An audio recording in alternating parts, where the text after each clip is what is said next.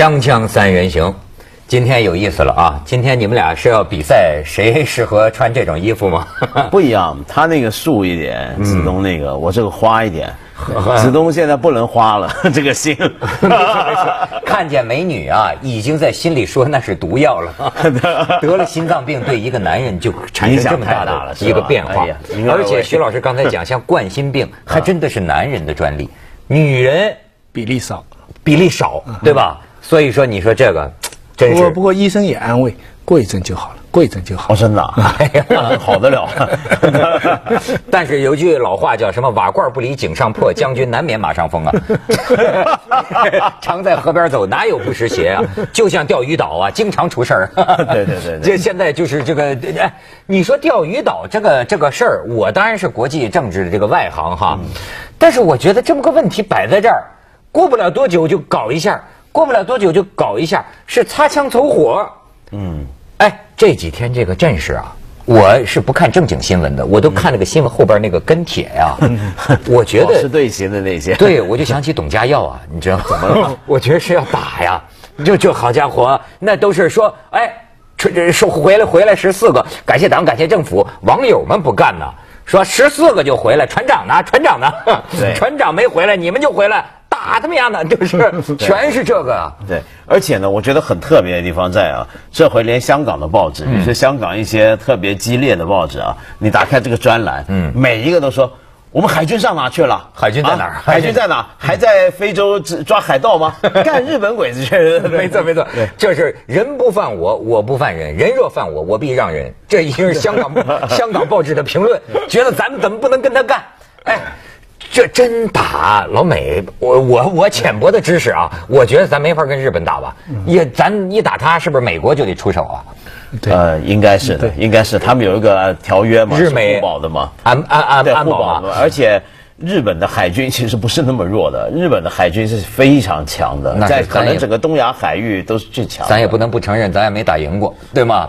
当然，你说的是甲午战争，甲午海战的时候嘛，人家说你想这个日本当年把我们甲午海战被打沉的那是镇远呢还是定远呢？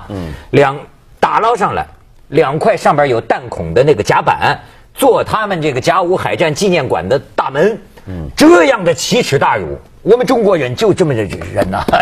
你在呼吁战争？没有，我把我当董家耀，我不是这个意思，我是觉得啊。现在的这个情绪，不知道政府怎么看。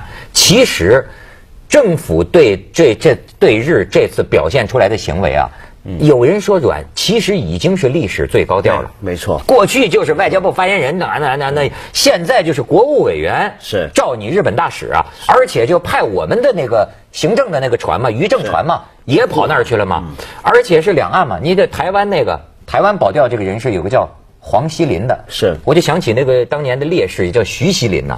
黄锡林跑去台湾的那个海巡船，出了12艘，就这在那儿也是发生冲突嘛。是，不过我想这一回啊，跟以前真的很不一样。就一来就像你说的，我觉得中国政府已经是有史以来最高调；二来呢，其实也是中国民间情绪有史以来最高调。因为你想想看，还没到吧？我觉得是为什么呢？这还没上街游行啊，但有人说918要来嘛，你听过这消息吗？对，918快到了。你说这时候发生这事儿很有意义，网友们说。而且呢，918呢这事儿呢，你们上海又被骂，你听说了吗？对他们取消防空警报，本来918为了世博会防空警报嘛。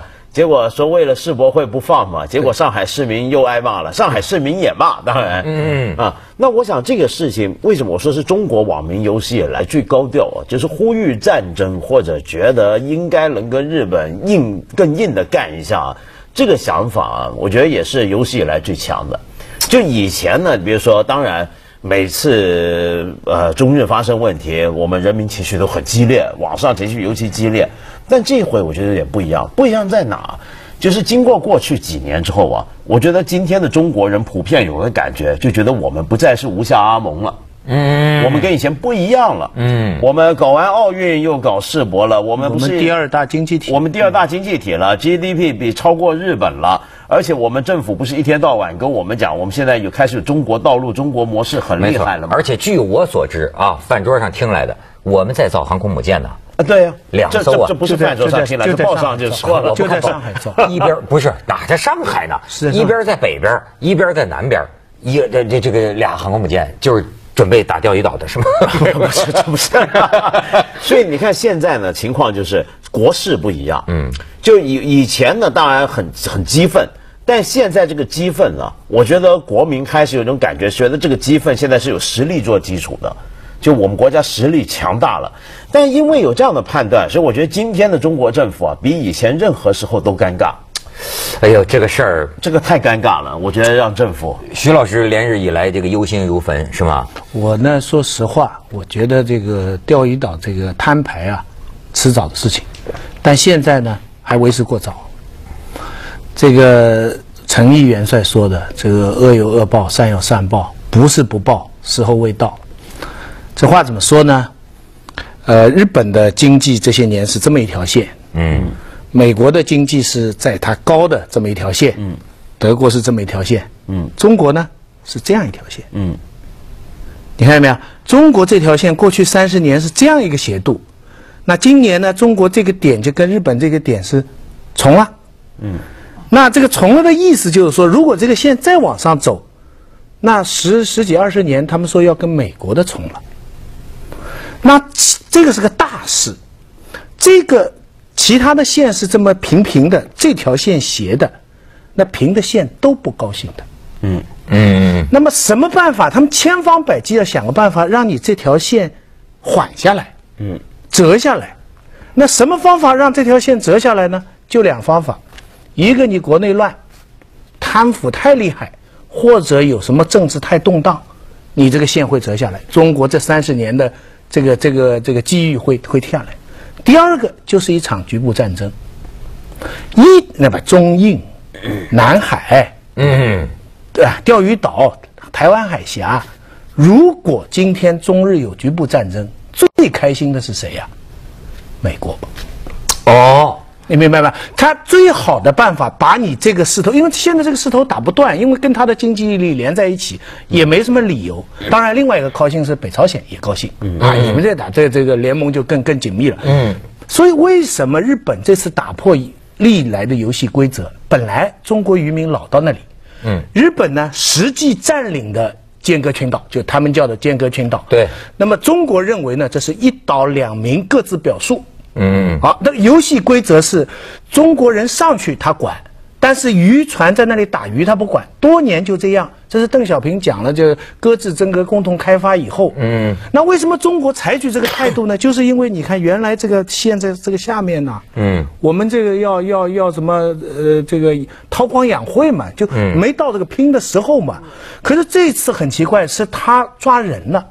这是从来没出现过。上了渔船抓人了，上了渔船抓人了，而且他日本国内一致支持。选在什么时候啊？你仔细想想，选在日韩美军事演习，美国高调介入南海。就美国啊，我跟你讲，就拉登不跟他搞事啊，他就跟中国搞事。我跟你讲，基本上就是。你瞧啊，这个就阴谋论的啊。中国这方面讲说日本人干什么事情都是有计划的，对，那都不是下来的。说当年甲午海战的时候就有上中下3策，就是说海军在海上要是跟大清国的海军打赢了，陆军就登陆；如果是打平了，就不打这个中国了，然后这个军事力量回手就打朝鲜就算了。就是说他等于他干什么事儿啊，他都是有预谋的。所以说啊，说这一次这个钓鱼岛，日本人啊居心叵测，这个中国不得不防。但是呢，这个日本人，咱们有个朋友叫加藤加一嘛，日本朋友做过咱们嘉宾。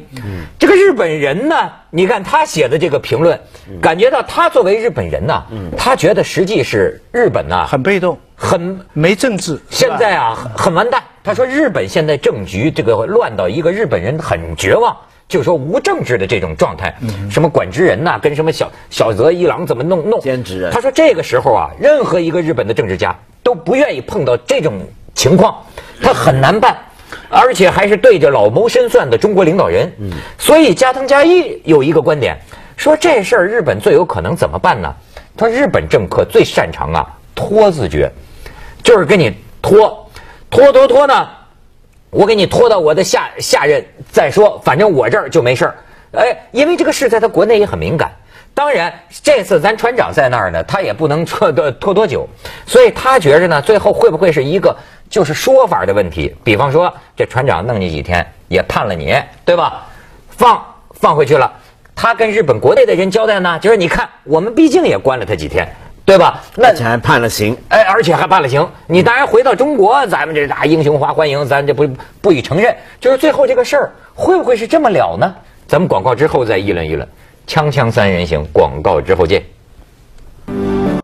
你说我这素质低的哈，刚才我们导演在这个耳机里跟我说你这主持人太山寨了吧？日本首相那念管之人吗？人家说念兼之人。我刚刚就提了嘛，我念了200年管之人了，不是管水平太他还要兼职的人吗？兼职人说明他很奸呢。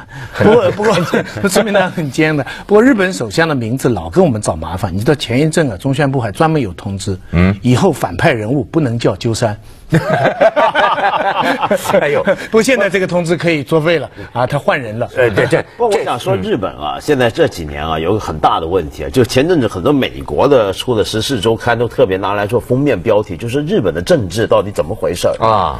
你有没有注意到，就过去10年来啊，除了小泉之外，我们认得住的日本首相不会超过1年的。对，因为他换的太快了，太频繁了。那为什么每回都换的那么快呢？那么有几个理由：一来就他的腐败问题其实相当严重，他金权政治，经济不好；二来呢，就他这个金权政治啊，大家都深恶痛绝。但深恶痛绝到什么地步？有一种说法是这样，就是说，其实有时候是人民太敏感了，就有时候那种所谓的丑闻呢，只不过是首相在底下不晓得某个人身上闹了一点什么丑闻，然后人民就扩大，就觉得受不了。他们现在呢，开始反过来要求一种完完全全彻底干干净净的一种政治人物。但这种政治人物在日本基本上是不存在的，在全世界也不存在。对，所以他就不停的搞，不停的换，总有漏洞能够被人把住。他们这种洁癖症呢，就是我跟你讲，现在你像这个说日本，你就说中国，中国的这个情绪啊才有意思了。你看这个网上人家还有呢，向这个中国愤青们致敬，知道吗？说他们呢保不住自己的工作，保不住自己的爱情，保不住自己的房子，保不住自己的权利，却想保住钓鱼岛，向全世界最牛的中国愤青们致敬。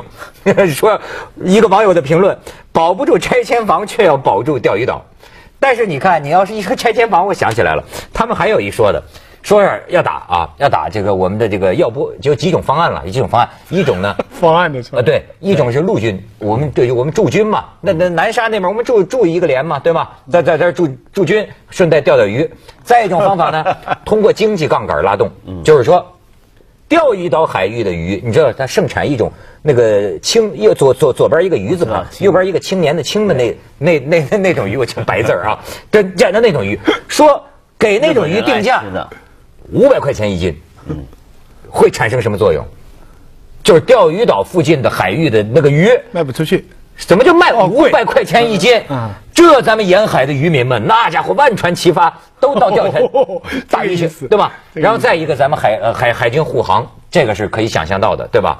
然后说，如果国家还是非常理性，不适合出动陆海空军，咱们还有边外的这个武装。咱们有什么边外武装呢？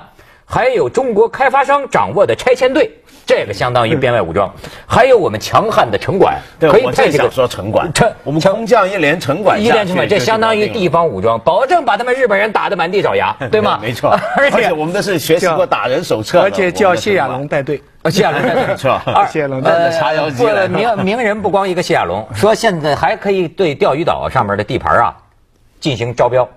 让这个任志强这样年年获选为先进共产党员的开发商，还有这个潘石屹这样的上那儿开发预售别墅，全是海景房啊，无敌海景啊！好家伙，保证咱这开发商这拆迁队能把日本的上面建的任何建筑物拆了个片甲不留。你说是不是？他们还开什么海巡船？那敌得过我们的拆迁队吗？不过说回来，我觉得日本就因为他那招所以这时候他当然会更硬，对不对？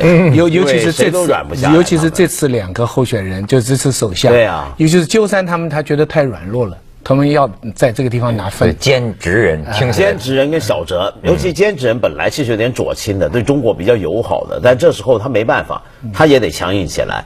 所以现在的困局在于日本那边它是必须强硬，那么中国这边呢，我们国家这边呢，其实也是必须强硬，因为我们的网民、我们的国民不干了，现在是，而且因为你不能自打嘴巴嘛，我们这几年一直说我们多牛了，这时候不牛了那不行啊，所以这时候是两边都得硬扛下去。我觉得这个局很麻烦，考验这个政治，考验政治智慧。政治呢，我就是还是说，将来总会有一次新的甲午海战。